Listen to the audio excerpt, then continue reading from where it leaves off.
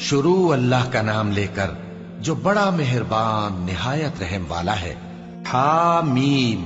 یہ کتاب رحمان الرحیم کی طرف سے اتری ہے، ایسی کتاب جس کی آیتیں جدا جدا بیان کی گئی ہیں، یعنی قرآن عربی، ان لوگوں کے لیے جو سمجھ رکھتے ہیں، جو بشارت بھی سناتا ہے اور خوف بھی دلاتا ہے،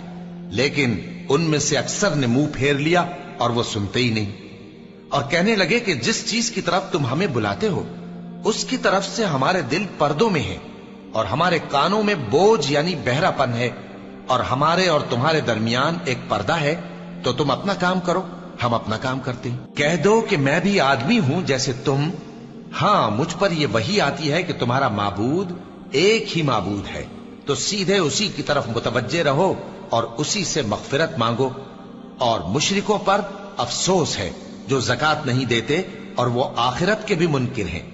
جو لوگ ایمان لائے اور عمل نیک کرتے رہے ان کے لیے ایسا ثواب ہے جو ختم ہی نہ ہو۔ کہو کیا تم اس ذات کا انکار کرتے ہو جس نے زمین کو 2 دن میں پیدا کیا اور بتوں کو اس کا مد مقابل بناتے ہو؟ وہی تو تمام جہانوں کا مالک ہے، اور اسی نے زمین میں اس کے اوپر پہاڑ بنائے اور زمین میں برکت رکھی اور اس میں سامان معیشت مقرر کیا، سب 4 دن میں، اور تمام طلبگاروں کے لیے یکساں۔ پھر وہ آسمان کی طرف متوجہ ہوا جبکہ وہ دھواں تھا، تو اس نے اس سے اور زمین سے فرمایا کہ دونوں آؤ، خواہ خوشی سے خواہ ناخوشی سے۔ انہوں نے کہا کہ ہم خوشی سے آتے ہیں۔ پھر اس نے 2 دن میں 7 آسمان بنائے اور ہر آسمان میں اس کے کام کا حکم بھیجا، اور ہم نے آسمان دنیا کو چراغوں یعنی ستاروں سے سجایا اور شیطانوں سے محفوظ رکھا۔ یہ اسی زبردست باخبر کے مقرر کیے ہوئے اندازے ہیں۔ پھر اگر یہ منہ پھیر لیں تو کہہ دو کہ میں تم کو ایسی چنگھاڑ کے عذاب سے آگاہ کرتا ہوں جیسے عاد اور سمود پر چنگھاڑ کا عذاب آیا تھا، جب ان کے پاس پیغمبر ان کے آگے اور پیچھے سے آئے کہ اللہ کے سوا کسی کی عبادت نہ کرو، تو وہ کہنے لگے کہ اگر ہمارا پروردگار چاہتا تو فرشتے اتار دیتا، سو جو تم دے کر بھیجے گئے ہو ہم اس کو نہیں مانتے۔ اب جو عاد والے تھے وہ ناحق ملک میں تکبر کرنے لگے اور کہنے لگے کہ ہم سے بڑھ کر قوت میں کون ہے؟ کیا انہوں نے نہیں دیکھا کہ اللہ جس نے ان کو پیدا کیا وہ ان سے قوت میں بہت بڑھ کر ہے، اور وہ ہماری آیتوں سے انکار کرتے رہے۔ تو ہم نے بھی ان پر نحوست کے دنوں میں زور کی آندھی چلائی تاکہ ان کو دنیا کی زندگی میں ذلت کے عذاب کا مزہ چکھا دیں، اور آخرت کا عذاب تو بہت ہی ذلیل کرنے والا ہے، اور اس روز ان کو مدد بھی نہ ملے گی۔ اور جو سمود والے تھے ان کو ہم نے سیدھا رستہ دکھا دیا تھا، مگر انہوں نے ہدایت کے مقابلے میں اندھا رہنا پسند کیا، تو ان کے اعمال کی سزا میں ذلت کے عذاب کی کڑک نے ان کو آ پکڑا۔ اور جو ایمان لائے اور پرہیزگار رہے ان کو ہم نے بچا لیا۔ اور جس دن اللہ کے دشمن دوزخ کی طرف اکٹھے کیے جائیں گے پھر ان کی الگ الگ جماعتیں بنائی جائیں گی،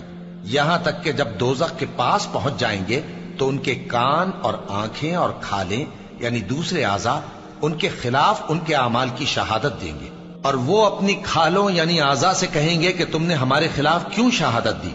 وہ کہیں گی کہ جس اللہ نے سب چیزوں کو نطق بخشا اسی نے ہم کو بھی گویائی دی، اور اسی نے تم کو پہلی بار پیدا کیا تھا اور اسی کی طرف تم لوٹائے جا رہے ہو۔ اور تم اس بات کے خوف سے تو پردہ نہیں کرتے تھے کہ تمہارے کان اور تمہاری آنکھیں اور کھالیں تمہارے خلاف شہادت دیں گی، بلکہ تم یہ خیال کرتے تھے کہ اللہ کو تمہارے بہت سے اعمال کی خبر ہی نہیں، اور اسی خیال نے جو تم اپنے پروردگار کے بارے میں رکھتے تھے تم کو ہلاک کر دیا اور تم خسارہ پانے والوں میں ہو گئے۔ اب اگر یہ صبر کریں گے تو بھی ان کا ٹھکانہ دوزخ ہی ہے، اور اگر توبہ کریں گے تو ان کی توبہ قبول نہیں کی جائے گی۔ اور ہم نے ان کے ایسے ساتھی بنائے جنہوں نے ان کے اگلے اور پچھلے اعمال ان کو عمدہ کر دکھائے تھے، اور جنات اور انسانوں کی جماعتیں جو ان سے پہلے گزر چکی ان پر بھی اللہ کے عذاب کا وعدہ پورا ہو گیا۔ بے شک یہ نقصان اٹھانے والے ہیں۔ اور کافر کہنے لگے کہ اس قرآن کو سنا ہی نہ کرو، اور جب پڑھنے لگے تو شور مچا دیا کرو تاکہ تم غالب رہو۔ سو ہم بھی کافروں کو سخت عذاب کے مزے چکھائیں گے اور ان کے برے اعمال کی جو وہ کرتے تھے سزا دیں گے۔ یہ اللہ کے دشمنوں کا بدلہ ہے یعنی دوزخ۔